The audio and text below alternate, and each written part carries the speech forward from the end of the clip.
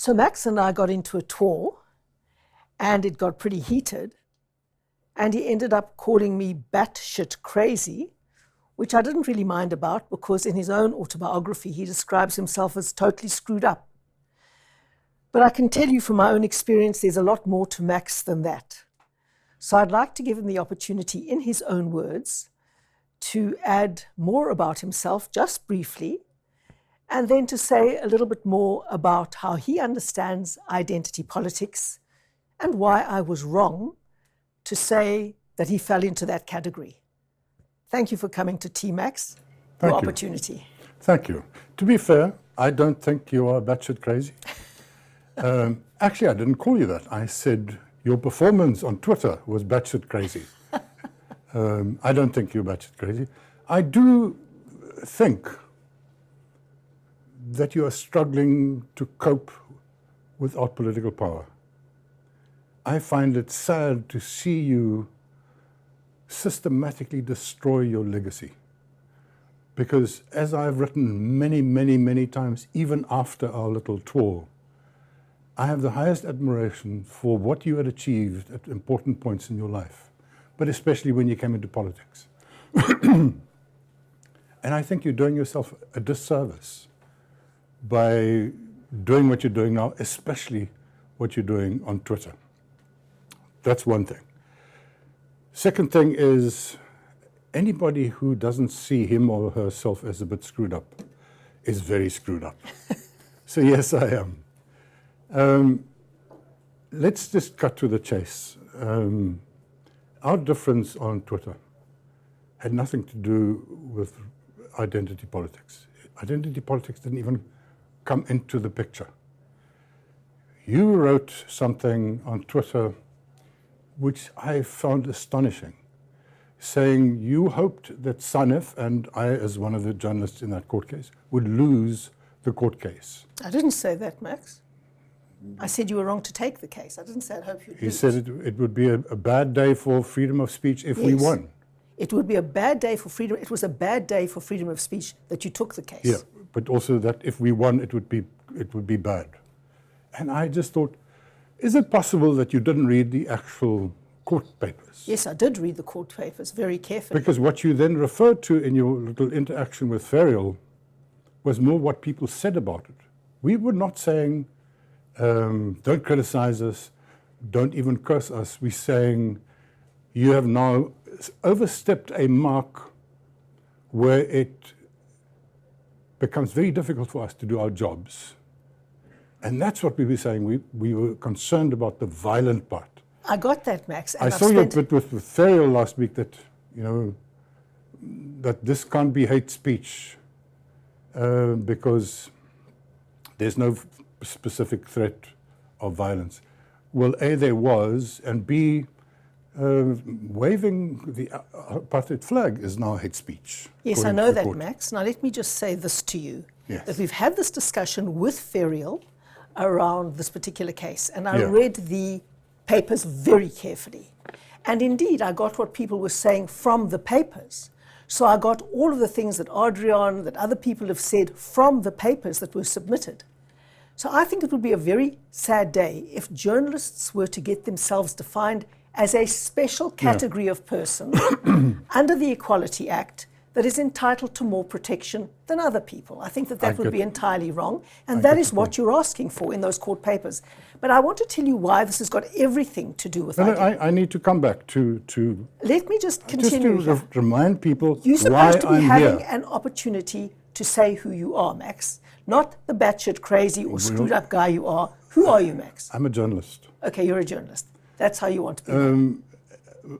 What I saw, first time I got involved in this, I saw you having a little bit of a tour with Ferial and so on, and then you tweeted, for the longest time, the woke media actually built up the EFF with what can only be described as fawning coverage. Yes. Now that the EFF has turned on them, they do not like it. That explains a lot. Exactly. Yes. But having been involved in that court case myself, I then responded to you and I said, you seem to enjoy the fact that the EFF is gunning for your old critics in the media. Mm-hmm. Problem is the EFF is also targeting those journalists that never fawned over them. Being me, the Max, one guy who had been attacking them ceaselessly, who had actually complained to media houses, why do you do this? Why do you give them all this free publicity? Now, And Max, then I just added, hold on contain your schadenfreude and focus on what is good for free speech. Intimidating the media isn't. Okay, Max, let me stop you right there Go. and say this. You say that you don't fawn over the EFF. Yes. But just the other day on television, I heard you saying that because the EFF and COSATU don't like the words of the stem in our national anthem, you want them removed. What is that if it isn't kowtowing to the EFF? No, I didn't say that. That's exactly what you said. You said this is supposed to be a unifying thing. You mustn't do this, because you did it here and we'll get there. Max, you mustn't do this. You mustn't do this. Go back to your own quotes. I Max. said... Go back to your own quotes. You said that the said. national anthem is supposed to be a unifying thing, and COSATU and the EFF refuse to sing the bits of the stem, so we should take out those bits. What I said, to be precise, I said the national anthem is supposed to unite us. Correct. To inspire us as a nation. Correct. But you have all the trade unions. Not all the trade unions, but apart some from trade Solidarity, unions. all the rest. Not all the rest. AMCU, COSATU, the whole Vrye lot. NAFTOSA? Oh yeah, that's also... Not all the trade unions. Okay. You mustn't generalize. All the trade unions, apart from NAFTOSA and Solidarity. No, there are many others. Have you done a survey of the trade unions? Do you speak for them? No. Good. So most of the biggest trade unions and the EFF are refusing to sing this. I refuse to sing this. I have not sung this and the stem version of the anthem since it started. I started criticizing this in 1997. Good for you. Saying, I don't want to be identified. I like the idea that the minorities are being recognized in our anthem. That's a very good idea. So I like the idea of Afrikaans being in there and English being in there with Sesotho and isiXhosa and isiZulu. Good idea. Maybe we should put a bit of Venda and Tsonga also in there. And then I said, but we defeat the purpose. It's not uniting us. And so my point was, let's take out the stem and replace it with Afrikaans and English verses on the same melody. So I wasn't fawning over the EFF. I wrote a paper last week, it was published, where I identified the EFF as the most dangerous threat to our democracy. But Max, let me argue with you on this point of destem. We had a constitutional negotiation. Yes. And everyone agreed on common symbols for South Africa. Our flag, our new flag, and our new national anthem. Everyone agreed? Yes, people agreed. At Kadesa. People agreed? Yes. Everyone agreed? Yes. I didn't agree. Well, you didn't agree, but I mean, who Okay, do so you everyone represent? didn't agree. Well, who did you represent? Yourself. Yeah. And your jacket. Yeah. The bottom line And is... hardly my jacket. Well, of course, you don't often wear one, so thanks for wearing one today. But nevertheless, that was an agreement, and until recently, people didn't seem to have a problem with the stem. It suddenly comes up now, and you say, along with other things like, whites must keep quiet, they must get back to the back of the queue, they must agree, they must kowtow. You say that. You're making things up as we go along. I can actually quote We're not there yet. We're not there yet. We're not going to go to identity politics yet. We need to traverse. I'm leading this conversation. I don't care what you want to do. I then said Schadenfreude, and I think that's purely what it was. You have said, and I'm quoting you directly here, I've got this. You loved the fact that Ranjeni and Ferial and others who attacked you were now being nailed by the EFF. No. And you said, no Schadenfreude involved? You're not a pop psychologist, Max. You don't know what I think and what I feel. You are not a pop psychologist.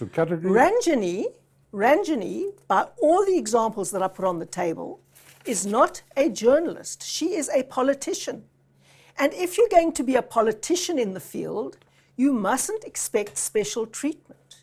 You have to take what you give. That is what I was arguing. I think Ferial it's got argued her case It's got nothing to do with Schadenfreude. And you aren't a psychologist, and I promise you that I have no Schadenfreude at all. I stand up for a principle. I don't. I think you're You really welcome- enjoying your critics getting nailed by the EFF. No. And I think that's petty. I'm actually I think that's petty. enjoying double standards being opposed. So being then I exposed. said, you said, Well, we're not on a school playground now, Max, and it's not he said, she said. We wanted to actually take it beyond Twitter because Twitter is the gutter. I said to and you, we want to have a I said to you when serious we started off, conversation about the and I big said to you issues. this morning, and I said to you yesterday, we need to traverse this ground first. Yes. It's the only reason why I'm here. We've now traversed it. Only reason We've now traversed we have it. not. Okay, what else do you want to traverse?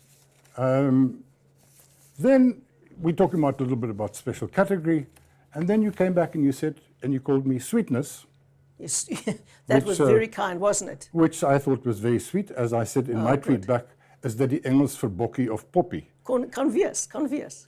And then you said, or then I said, I don't think if you look at, because you said, I'm looking in the, perhaps you should look in the mirror. No, you said, you seem to be looking in the mirror.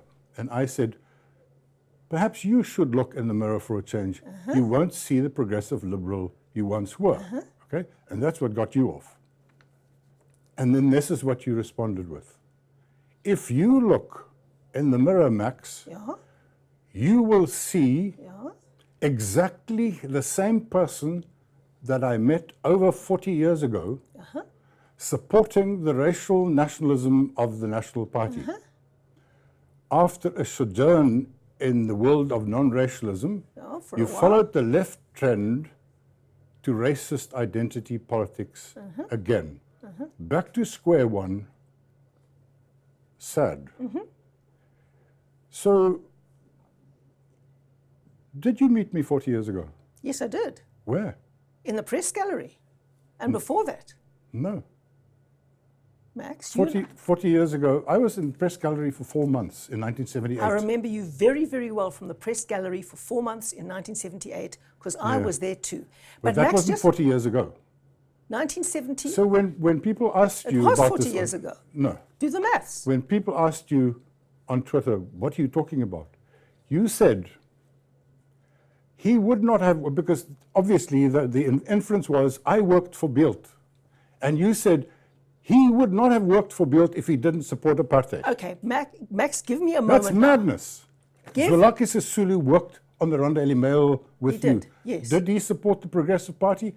I worked with John Kwelane on Beeld at the time. Do you think he supported apartheid? All right. I Max, was a can we- boy of 23 Will from you give me an Kroonstad in the opportunity Free to speak? State. I couldn't even speak English properly, never mind write it. Well, it was. I wanted to be a journalist. And you, I see you got my memoir here. You know my road that I traveled. I know the road that you traveled, So and I why respect you. Why would you come and say because you never had a conversation with me. Max, The first conversation I had with you was when you became a politician. Max, you've got to let me speak now. Yeah, sure. So I'm now drawing a line. This isn't a school playground, and we're not on he said, she said, he said, she said. What we're going to do is have a rational discussion here, because that was the point of this tea. Now, let me take you back to the point that you made and the point that I made. You say that I'm squandering my legacy and that I'm not the progressive liberal I once was. I say I'm exactly the same person. I believe in non-racialism. I believe in judging people by their quality as a human being, not by their biological attributes. I've always believed that. I believe it now. It was unpopular then, it's unpopular now, but from different segments of the population. Back then it was very I happen to agree with that. Back then it was very unpopular with white racial nationalists. Today it's very unpopular with black racial nationalists. Yes. But I happen to be very consistent, and I don't care who it's unpopular with. I stand up for a set of principles. Now you say I'm completely unfair to make those statements about you 40 years ago when we were both in the press gallery. You first started working for Die Burger. You applied for a job at Die Burger after you were at journalism school, and it would have been quite amazing. I was just recruited in my final month of studies at Stellenbosch, and it was the most natural thing to do. I couldn't write English properly. But Max, I didn't even consider going to Max, the Rondelle in your Mail. book, you don't say you were recruited. You said you had no hesitation in applying. You applied No, I didn't purposefully. apply. In your book, you say you applied. I was recruited by Ebba Domisser, who came and interviewed me in my class, and then we went Go back to your own book, Max. What is the difference? The difference is this. I had no qualms. There's a big difference between saying, oh, I was recruited, and I deliberately applied. Of course there's a big difference. No, there's no difference. Of course there is. But go on. Because you say you had no hesitation in applying to what was then the mouthpiece, and you say it's the arch-conservative mouthpiece of the National Party. Oh, yes. And you even title that chapter in your book, Serving the Mouthpiece. Yes. Now, how can you serve the mouthpiece of the National Party without supporting the work of the National Party? Just as Zwelakhe Sisulu, who worked with you at the same time on the Daily Mail, did not support the Progressive Party, which your paper supported, but he supported the ANC. Look, just as John Kolani, who worked with me on Beeld, later became the Sunday Sun editor, did not support apartheid when he worked with me. It was my only option. In fact, I didn't even think about it that much because I joined as a news and a crime reporter. And when it came to the politics, and you should read my book more carefully. I did. When it became important, I left. I left after 8 years of conflict with the group, and I joined South African Associated Newspapers. I remember all of those points. I remember the point that you said that you got disillusioned with Die Burger when Alf Rees, who was your boss on the political team, wanted to go and check your copy with Fani Botha, the then Minister of Labour. I got all of that. And when you went to Namibia, and that's another point where our paths crossed, I was also the Rand Daily Mail's correspondent in Namibia. But there's a fundamental... Never saw you there once. I never met you there. We never had a discussion. Well, ever. No. As you say, you were at the cabinet ministers' parties and things like that. You had to be on the inner circle to go to parties with cabinet ministers of the National Party and stuff like that. I was on the team of Beeld and Die Burger, yeah. Well, you were on the inside circle. I never got invited to cabinet ministers' parties, I can tell you. So what you're doing again now is you again walking back and saying, yes, you did. You did support. You don't know. Your own book says that. I'm quoting your book, Max. My book tells the story of why I left in protest and had a career since 1983 that belies everything you say. But that's not the point. The point is you come with a cheap line on Twitter and you say, oh, I know this guy. He was an apartheid supporter.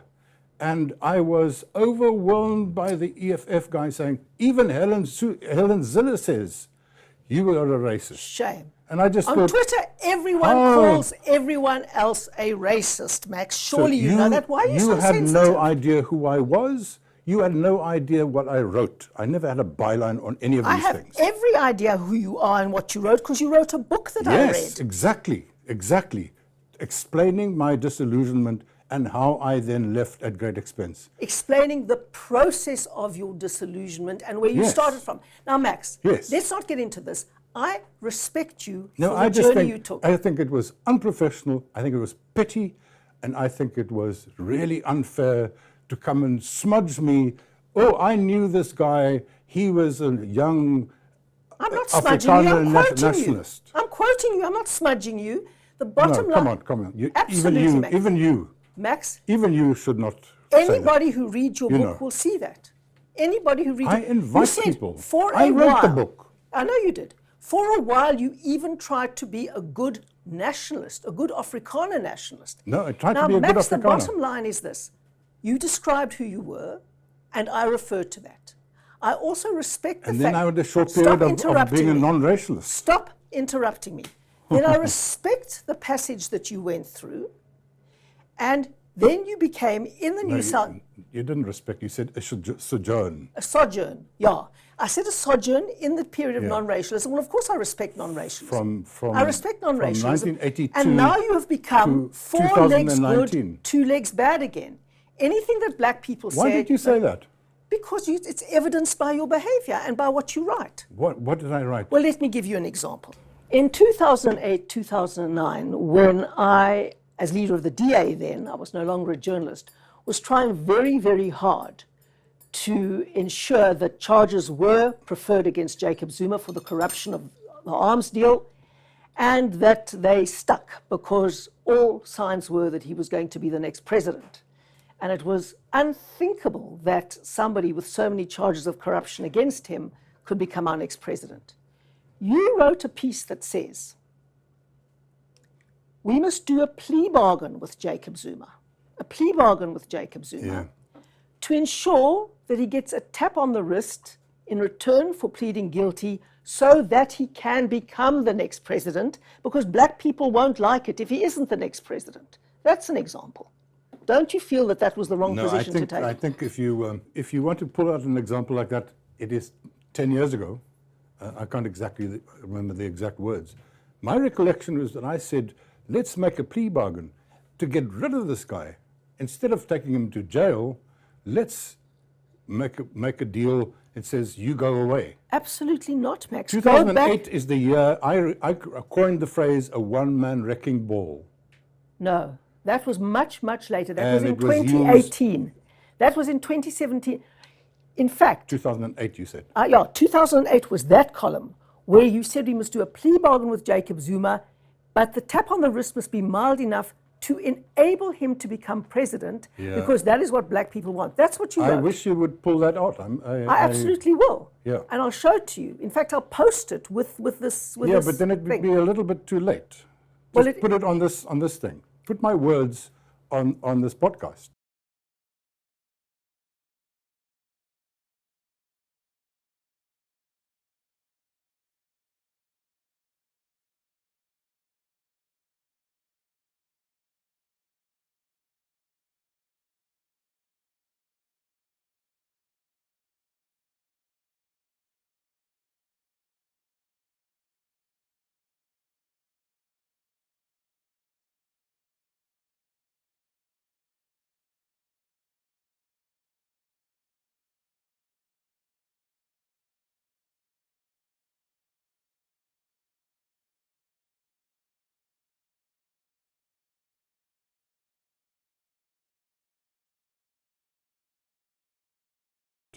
Because I think you're pulling a fast one. I promise you. I think you're pulling a fast one. Okay. Well, I think you're twisting my words. I think your memory is going. Yeah. Because you wrote That's possible. You wrote a second column, Max. Yes. A couple of years ago, when you did describe Jacob Zuma as a one-man wrecking ball. Absolutely, you did that. But then you said Parliament must pass a bill indemnifying a sitting president, so that he can be indemnified in return for his agreement to go. Yes.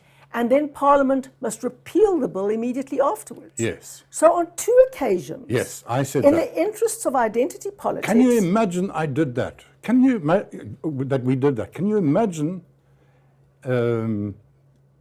before 2014, when Zuma was re-elected, can you imagine we had a deal with him saying, oh boss, you go back to Nkandla and we won't put you in jail.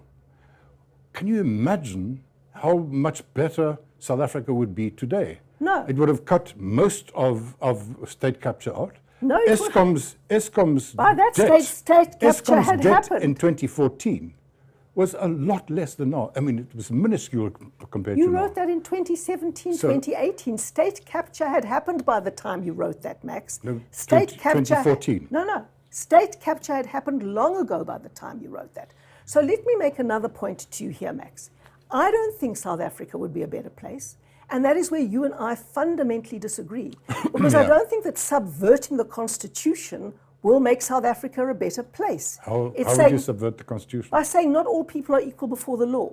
If you are the president, you can get away with corruption, you can get away with state capture. We'll pass a law indemnifying you to make you go away. That's just a pragmatic way to avert a disaster. No, there was no disaster. We didn't do that, and there was no disaster. The disaster of state capture had already happened by the time you wrote that. No. It is done and gone and established. The disaster that is Eskom When was are you saying did I write this? I would say in around 2017. But he was kicked out of office in 2017. Yes. It was in the run-up to him being kicked out of office. It could have been 2016. No, it was much earlier. All right. Much we'll earlier. see. We'll see.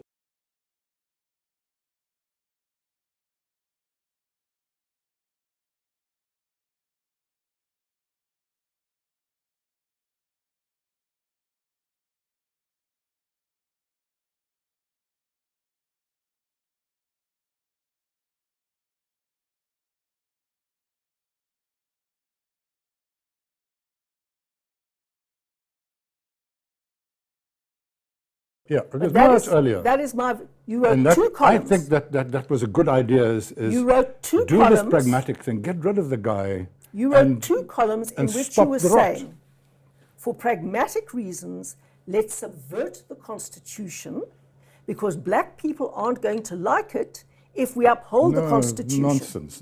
You did. No, you nonsense. said that if we press charges against Jacob Zuma. Come on.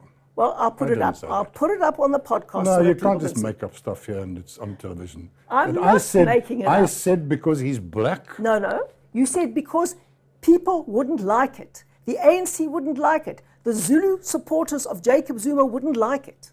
But that's not the same thing. That's I'm playing to saying identity politics. I'm obsessed with one thing in our society, and that is whatever we do, we should not lose our fundamental stability.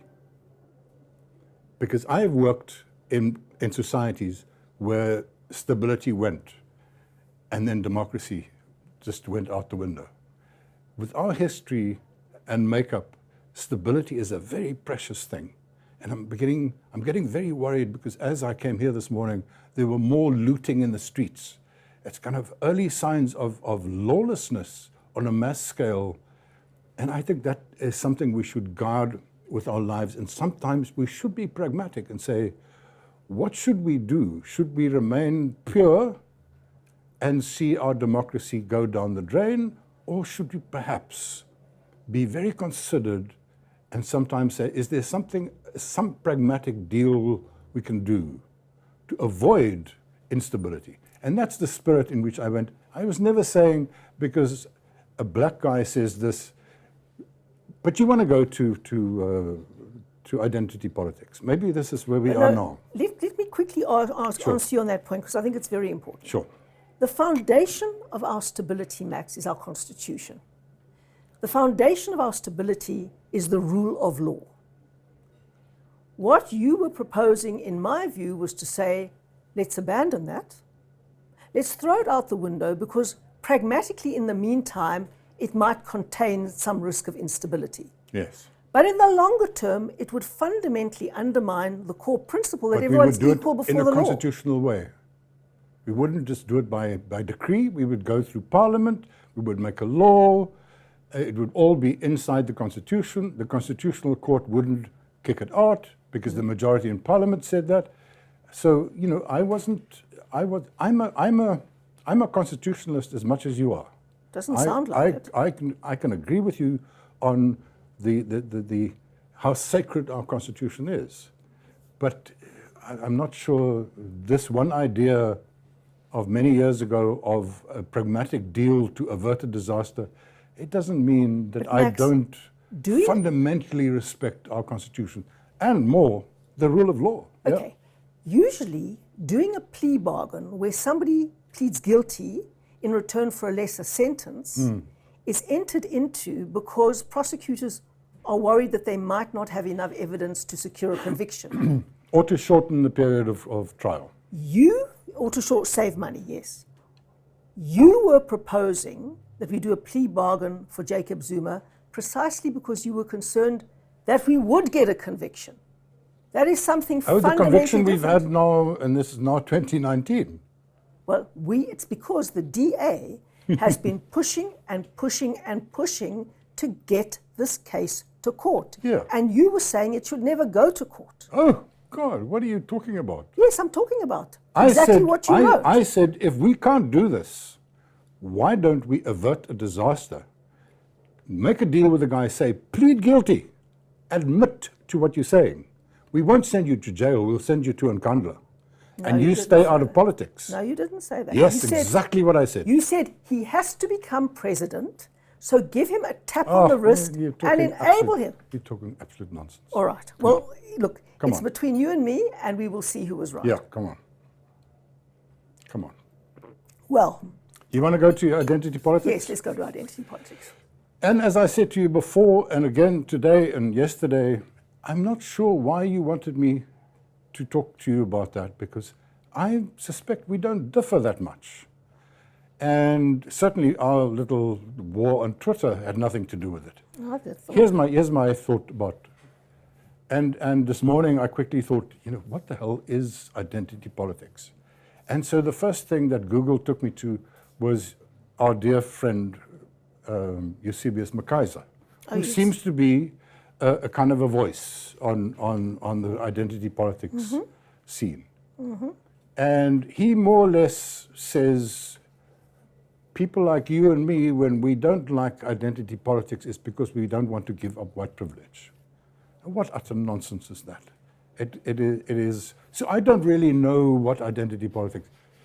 There is no defined, no widely accepted definition. One can say it's when you take on your identity as a gay person, or a white person, or a black person, or a Zulu, or an Afrikaner, or a whatever, and you make that the central pillar of your whole political view. And I think that is completely wrong. I would never do that. I think that's childish. I think it's short-sighted. I think it's dishonest. And I've been the victim of identity politics a lot on social media, where I'm writing my columns and stuff, of people are saying, well, why should we listen to you? You're a white man. And I say, well, pretend for a minute that I'm not white and look at the words. And then they say, well, you can never do that. So I suspect, and maybe you should tell me now what you think about identity politics, because I think we might have a bit of a nuanced difference, because I am prepared to sometimes say there is identity politics. It's all over the world. It is rampant in the United States of America. It is rampant in Orban's Hungary, in Turkey, in Russia, now even more, even in the United Kingdom. So, driven by the migrant crisis. So it's something that is worldwide, and I think we should accept that as a phenomenon. We should look at people in our society with our past and say, I face the fact that you are black, that you have a black experience, that you do a black tax, your families, you have memories, your parents suffered under apartheid, and that makes it different from me, a middle-aged white Afrikaner male. I totally agree with that, and I'm prepared to say, okay, I will factor all those things in, and you will factor in that I am a white privileged Afrikaner male who benefited from apartheid, which I did. Greatly so. I've never been hungry, never been without a job, never been not have clothes. I'm a beneficiary, and I'm supposed to say that. Okay, now let me come in here. Tell me what you think identity politics really is about. I'll tell you what identity politics is, because it is the driving force in all contemporary young analysis of politics in South Africa too, not only internationally. And it's tragic at this point of our attempting to build a nation. Not all, I wouldn't say all. It's extraordinarily prevalent. Yeah. I mean, it dominates social media, and it dominates some of the mainstream media. No, I had a chat last week with some of the DA youth people. I gave you a long time to talk. We don't agree with, so it's not all. Well, young black people. Believe me, you said, and coming back to the DA, but I'll come back to a question in a moment. You said the DA has to choose between whether it's going to serve its black constituency or its white constituency. That is a prime example of identity politics in action on a racial basis.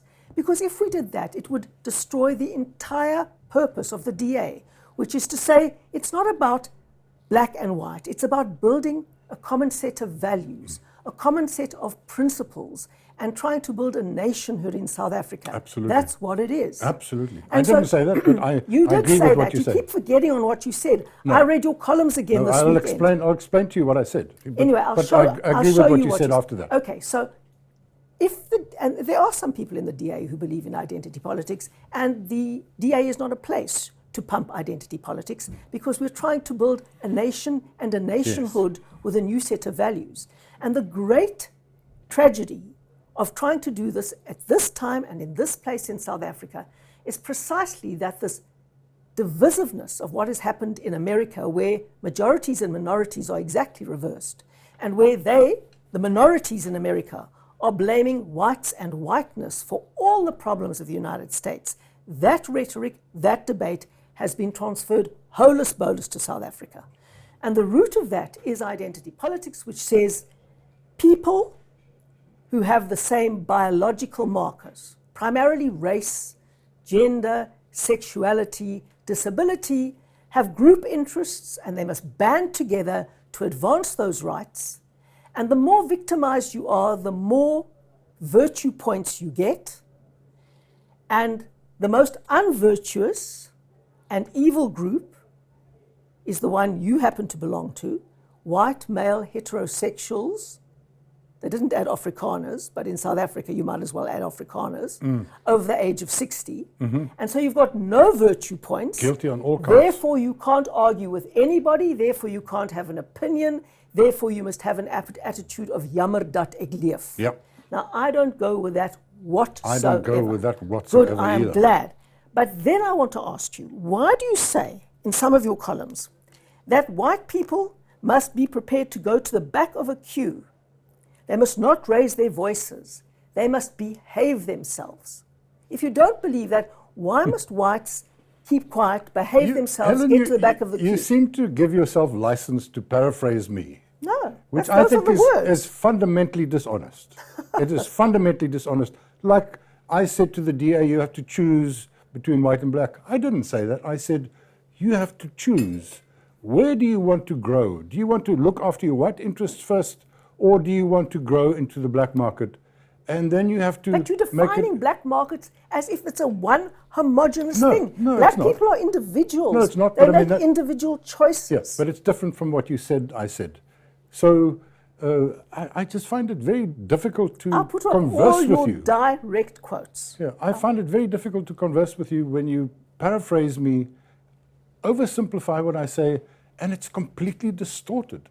I think you're being fundamentally dishonest. It's a cheap shot to sit here and it's all being taped and you are actually twisting my words.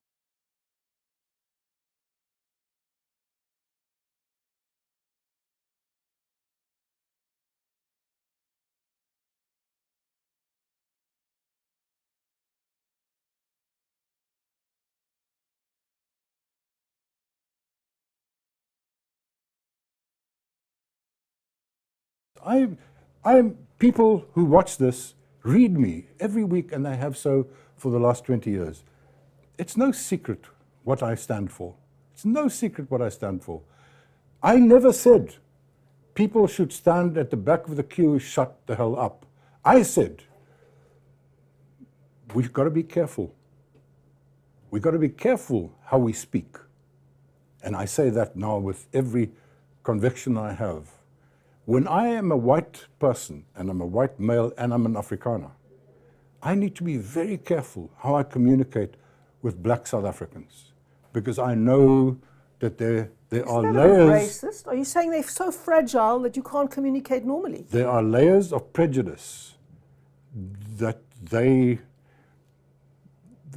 filter my words through. So I need to. How can you speak for them? How do you know that?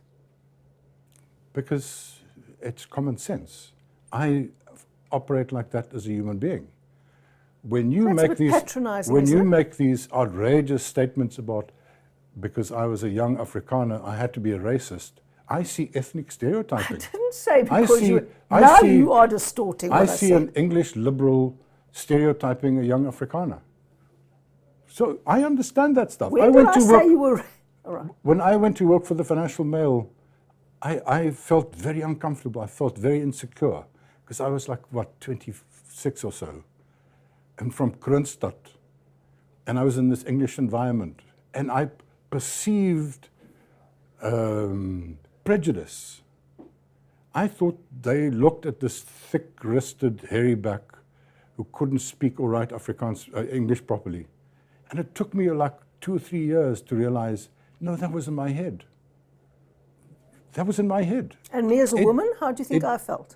Yeah, well, so what I'm saying is, one has, through lived experience, an expectation that when I interact in public with black people, that they're going to see a white man first. So I need to factor that in. Well, I don't have that prejudice when I against black speak people. to, I believe that they'll come at me as a human being in their own right. well, that's your and big judge. mistake. That's why you behave like you behave on Twitter, and people just say, Helen is a racist.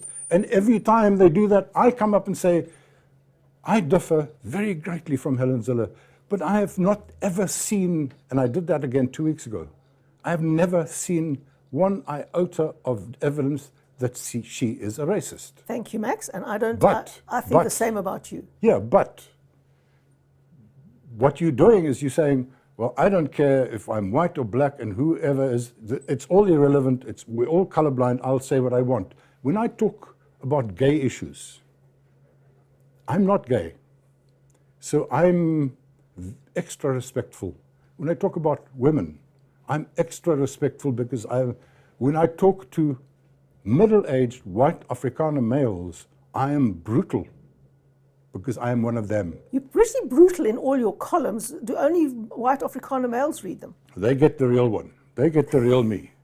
But can you get what I'm saying? Is there are levels of Look, care I do that get you what that I you have do get to. what I do get what you say. And I'm saying, I have repeatedly and categorically said, don't ever tell me to shut my mouth. Ek sal nooit my bek hou nie. But I will be respectful, I will be careful. And maybe this is the difference between your strategy and mine. You say, because you are perpetually at war with everybody, you say, I will say what I want and be damned, because you want to be right and you want to win the argument. I want my words to have an impact. I want to be listened to. I want to influence the conversation. And that means I have to go about it more strategically than Steve Hofmeyer, who stands there and calls stuff. Because we're supposed to be colorblind. I am not colorblind. I am not colorblind. I recognize that there are black people, there are colored people, there are Indian people, there are urban people, there are rural people, there are gay people, and I'm sensitive to all these categories. And sometimes identity politics is not, it's on a continuum. Sometimes people behave according to their identity a little bit, and sometimes a lot. Sometimes they abuse it. But in my lived experience, when I talk to a rural black person, when I go to the Transkei and I engage with an old uncle there, my behavior is different from when I go to the Free State and I talk to one of my own uncles. Okay. Now let me say that I agree with you that when one says something, one should try to be empathetic and listen to what you're saying through the ears of other people. I agree with that. Thank you. But I don't think that that presupposes determining who that person is and whether they're fragile or not and how much they're going to be prepared to take. And that's because I don't see people as collective biological categories. I see them as individuals Sure. who can be judged by their own characteristics, their own attributes. And that is fundamental to what I believe we should do when we're engaging with other people. And so I will be frank and I will be respectful. And I also agree with you very, very strongly around not taking things out of context. So you suggest I've taken things out of context. I really don't believe I have. I think very few people have been bashed as much by taking things out of context as I have, as you will know on Twitter, because the first thing you do on Twitter is you take things out of context and you fight and you manufacture as much outrage by twisting people's words as you possibly can. That's why it's such a sewer, and that's why I much prefer these kinds of discussions, which I think are very frank and very forthright. But there is a sense, even in your column about when people marched against farm murders, there is a strong sense that comes out of your columns, which says, mute your voice, say everything and do everything that you say and do from the perspective of how will you be perceived by other people rather than what is the message you're trying to get across. Because if that message is perceived in a different way, you are defeating the objective, so rather don't do it. White young people must accept that they're at the back of the queue for the next generation. White people must keep quiet and be polite. There was even one article that I read that was headlined, and I know you're not responsible for headlines, whiteness is more dangerous to South Africa than Jacob Zuma, or words to that effect. Now, No, I don't engage with the concept of whiteness. Well, this was the headline of an it means article. nothing. Anyway, the bottom You line, must have misread it. the headline of the article was there. I know you didn't write the headline, but the headline of the article was there. And I'll put it up in the podcast. Thing completely. Good. Well, I don't buy it either. Anyway, but you were making generalizations about the way whites should behave, which is a product of analyzing whiteness and white fragility. You even used the term white fragility just recently. Oh, there's white fragility. But the way you describe the way you speak to black people, it's as if you think black people are entirely fragile. And so you have to patronize them the whole time. No, I'm just respectful, and I want them to hear me for who I really am, instead of picturing me as a white racist, and then they will twist in their own minds, my message will be twisted. So it's nothing about their fragility, it's about their lived experience. Well, you can't generalize about anybody's lived experience. I mean, you and I have had fundamentally different lived experiences. Oh, we have. We absolutely have. Yes, we have. And just because we're white doesn't mean to say we have the same shared lived experience. Oh, no, not at all. But now I want to come to another point. At base is this notion of appeasement. White people must appease because of the way they're perceived. Now, when has appeasement... I don't agree with that. I don't believe that is what we should do. Well, what is your position on destem? What is your position on people marching against farm murders? People saying these things. You're saying, don't say anything that alienates people. But the bottom line is... I'll tell you. If you ask me the question, I'll tell you. The bottom line is the people who fight back actually win. If I take an example, President Ramaphosa got up there and said, we're going to unbundle Eskom into 3 units. Generation, transmission, reticulation. Announcement, I think it was at the State of the Nation. Next thing, Cosatu says, oh no, you're not, and we're going to fight back. The thing disappears and you hear nothing from it. It's now come up again in Tito Mbowene's plan, but you hear nothing from it. Then President Ramaphosa says, Ngonyama Trust, that's going to be included in land reform. People are going to get tenure where they work the land. King Goodwill Zwelithini says, oh no, they're not. And if you touch us, you'll feel the consequences. President Ramaphosa backs right off.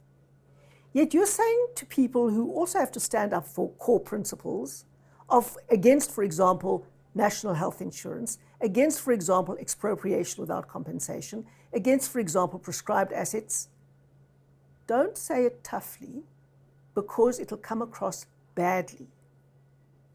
Now look at the mining industry. No. Let's just stick there. Let me just say one example more. When you're talking about all these things, do you want your friends to congratulate you around the bar tonight? Or do you want an impact? Do you want to influence? If you are agitating against farm murders or national health insurance or prescribed assets or whatever of these things, what is it that you want? Do you want to be right? Do you want to be seen? Do you want to be applauded by your club?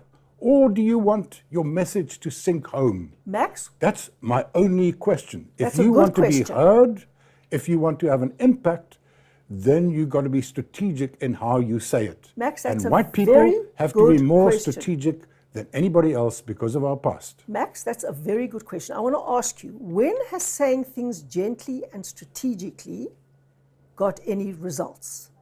Never. Let me give you an example. Well, maybe we should phone my wife. If I shot at my wife, she chases me out of the home. If I want to get my way, then I say, Here liefie, kan ons asseblief dit doen? Yes, but this is a bit different from your wife. Is it? Yes. Is it? This is politics. Is it? Sweetheart, let me just say this. Is it? Is it not a general rule that if you shot at someone, they have to shout back? You can't make general rules. That's the whole point. You can't generalize. If you're going to be strategic, you look at the issue. You just made a general rule and you said, those who fight back always win. I don't think so. The specific rule for the ANC is how you fight. The harder you fight back, the more you win. I'll give you an example of people trying to appease and trying to be nice and trying to have an impact. Look at the mining charter.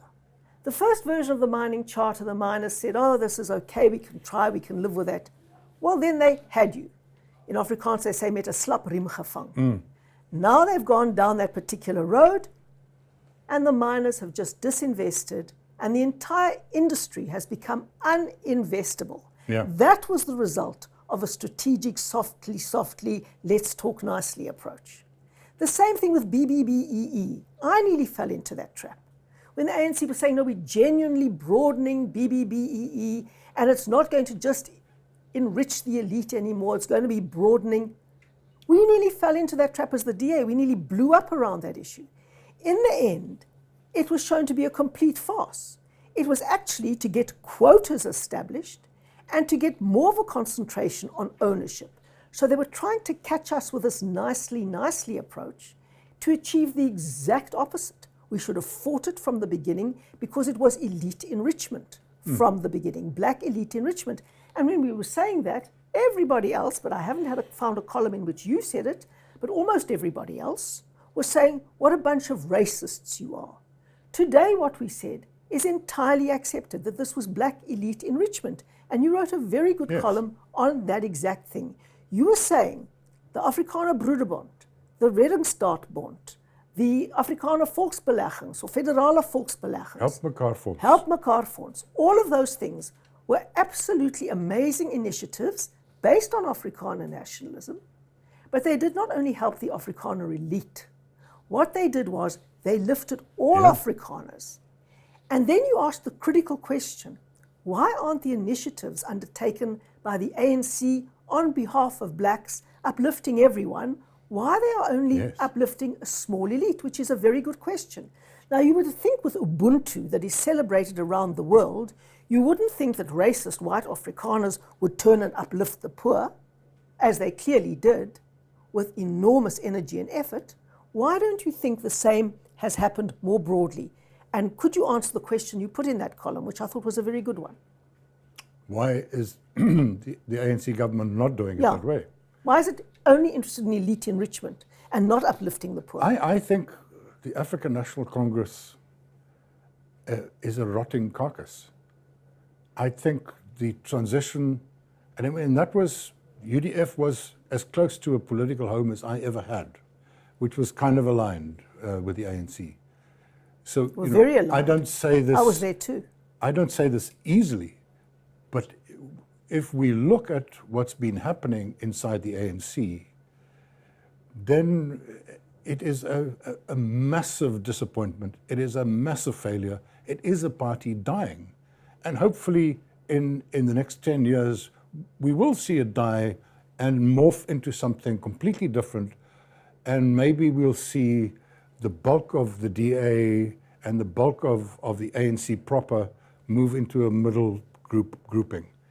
And then you'll have a proper left with the EFF and NUMSA and whatever. And you'll have a proper right because the Freedom Front Plus, AfriForum, and some ethnic groupings, they're already growing, they're already establishing themselves, and I'm not scared of that. I think it's good.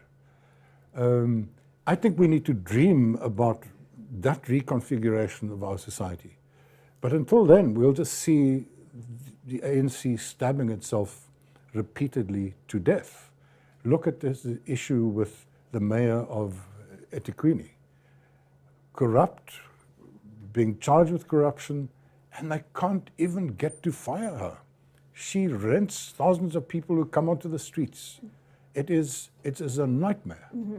We look at the election for the president of the ANC, they spent well over $1 billion on a party election.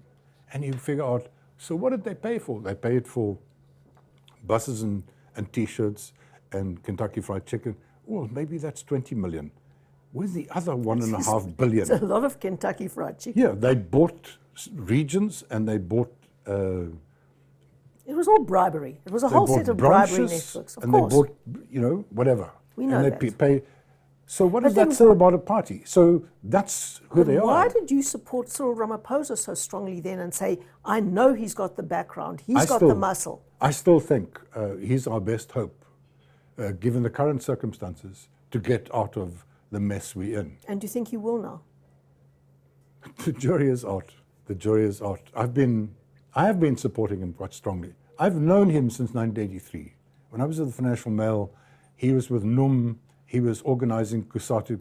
And you went to get Anglo-American together. and you both had a talk there. And we went to Anglo-American. We both had a talk there. Thank you for reading my book so well.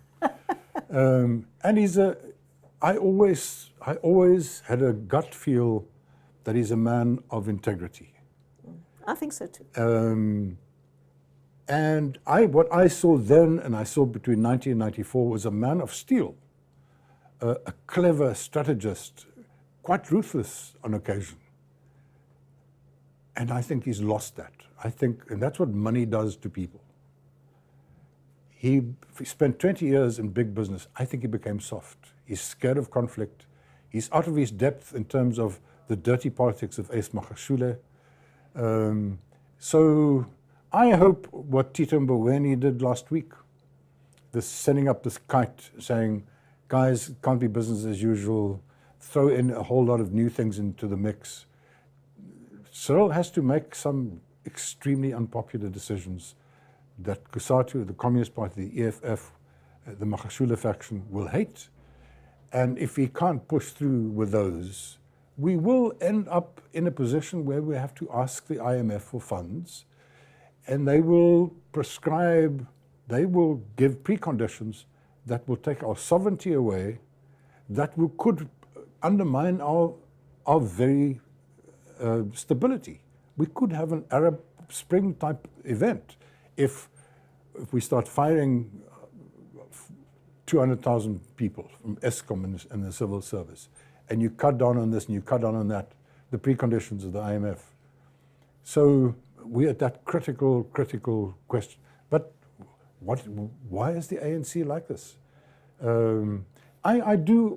I must say, I saw, when Mandela became president, when the ANC first came in 1994, very little experience of governance, very little experience of the economy, because that was never a big thing in the ANC. So one would expect a struggle to run a modern democracy in an economy like ours. And the graph goes up all the way through Mandela and into Mbeki. I'm not saying it was fantastic, but they were performing okay. Things were growing, things were getting better. And then we had Zuma, who was not on the island, who was not in the diplomatic corps of the ANC. He was in the island. But he was... He was on the island What? for a short while, Zuma, 10 years. Yeah. But I mean, he's not from the island school. He's from Umkhonto we Sizwe. And that's why I met him in the 80s. And Max, I think he brought the worst out of the ANC. He brought, where Mandela brought out the best, he brought out the worst. And his 9 years we're only beginning to feel the catastrophe now. do you think that the journalists who promoted Zuma to become president, you deny you were one, I say you were one, do you think they owe South Africa an apology? Who are you talking about? All of it. Ranjeni. Well, lots of people who pumped up Zuma, who said that we were totally wrong to try and press those charges. No, I never, I thought the Polokwane 2007 was a complete disaster. So did I. Anyway. My best political friend ever is Terra Lakota, because we come from the same town. Yeah. We knew each other as teenagers.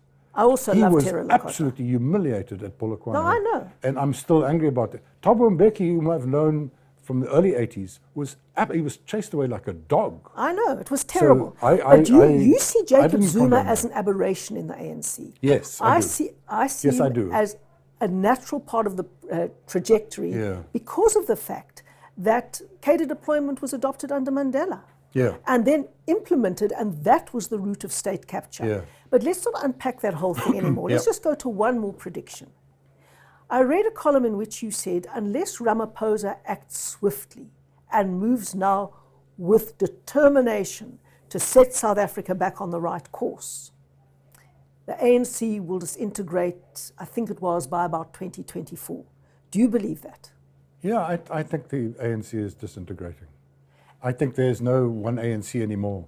I mean, there's the Ramaphosa faction and there's the Magashule faction, but in fact, those are just crude ways of.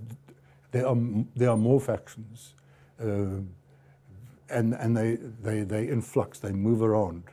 I think it's lost its soul, and I think what we've been seeing happening, and we see it unfold at the Zondo Commission also.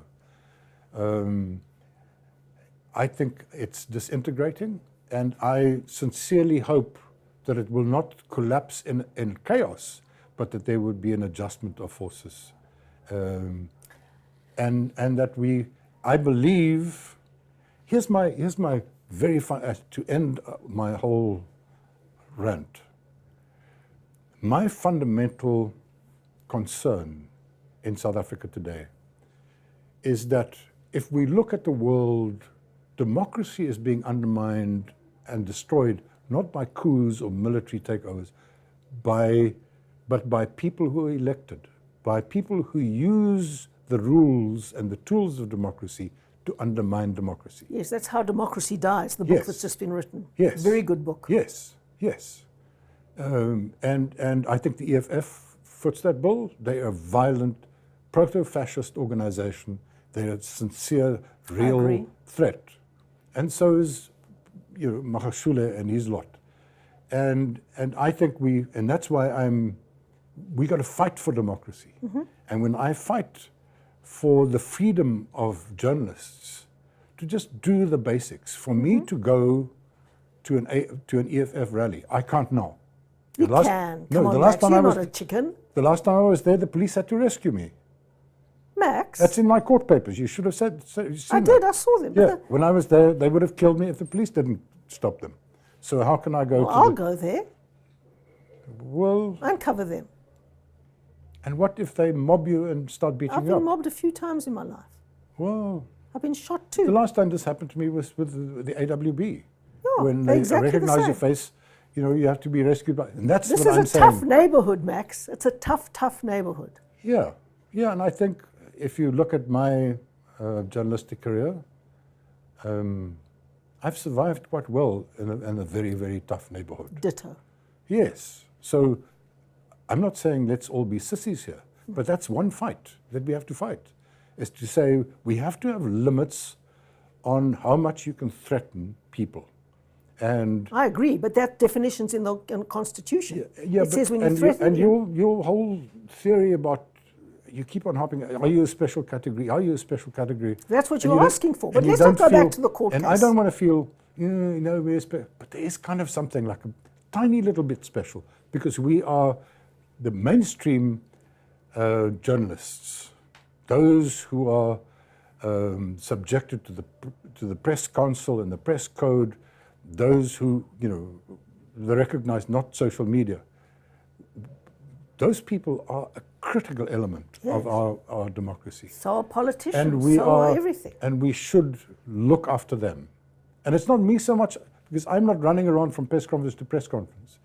But there are young people who really don't, they'd rather sit in the office. And so if we have to go to court and get a court to say, come on guys, this is not in the service of democracy. You are threatening the freedom of people. If they're then that's what threatening we'll with do. imminent violence, that is hate speech under the Constitution, no problem. Yeah. And you don't have to extend any categories. But we started that at the beginning of this debate and we didn't resolve it. Let's rather end with something that we can resolve. You and I agree on one big thing, that we need a realignment of South African politics to bring together the constitutionalists, the Yes. people who genuinely believe in non-racialism, the people who believe that you need an open economy to grow as a priority to get people into jobs and into work, and that you need to separate the party from the state so that we get rid of this evil of state capture. Yes. That is where you and I agree. Absolutely. And that big realignment has to happen in South Africa. We've worked on it, and I certainly worked on it since I became the leader of a party. I'm no longer a leader. And let me tell you, I am so relieved to be out of it, and so relieved to be out of that terrain. Will you also be forthright and honest about your bugbear, which is identity politics? When you look at the people who have left the DA now for the Freedom Front, they did not belong with the DA because they practice identity politics. Corneille, Peter of the Freedom Front, lovely people, I get on with them, decent people, but they practice identity politics. AfriForum practices identity politics. Are you prepared to say to those people, the DA is not for you? We don't stand for identity politics. Or are you going to try and sit on both stools? As I understand it, the DA is a political party that brings together everybody who believes that everybody's language, culture, religion needs a space in South Africa. As I understand it, AfriForum is a cultural organization which stands up for Afrikaner culture and Afrikaner language. Now, that is completely compatible with the umbrella that the DA should be, that says we respect the rights of every language speaker, every practitioner of a religion. We're not a Christian party, but many Christians belong to us. We're not a Muslim party, but many Muslims belong to us. We're not a Jewish party, but many Jews belong to us, because we believe in protecting everybody's rights to be who they are. That is the kind of party that the DA is. But that doesn't preclude other organizations from saying, we stand up and we represent Christians. We're a church, or we're a this, or we're a that. Ditto Muslims, ditto the Jewish community. So a political party is there to protect everybody's rights under the Constitution, to be an umbrella. That does not preclude other organizations from mobilizing around those specific civil society rights. That's what I believe. Like race, ethnicity? No, race is you're not allowed in the Constitution. So you can't make organizations exclusive on race. Also, I don't understand why there's a black management forum and a this and a that. These are anomalies, right, in the Constitution, and something that I would argue against. So if people say I have an identity as an Afrikaner, then obviously, or an Afrikaans speaker, or somebody who has this particular history, you can join a society and you can join a club. You can do what you like. Sure. And the DA protects your right to do that. Sure, and so they should, and I think the ANC says it does. But the minute people say, you are no longer for me, you're for a whole lot of other people against me, that is when people leave. Yeah. Anyway, Max. Thank you. It was great to talk to you. I was hoping you wouldn't throw a cup at me, but thank you for being peaceful. I never throw a cup at you, Max. Thanks, Helen. It was really great. We've come a long road together. Thank you.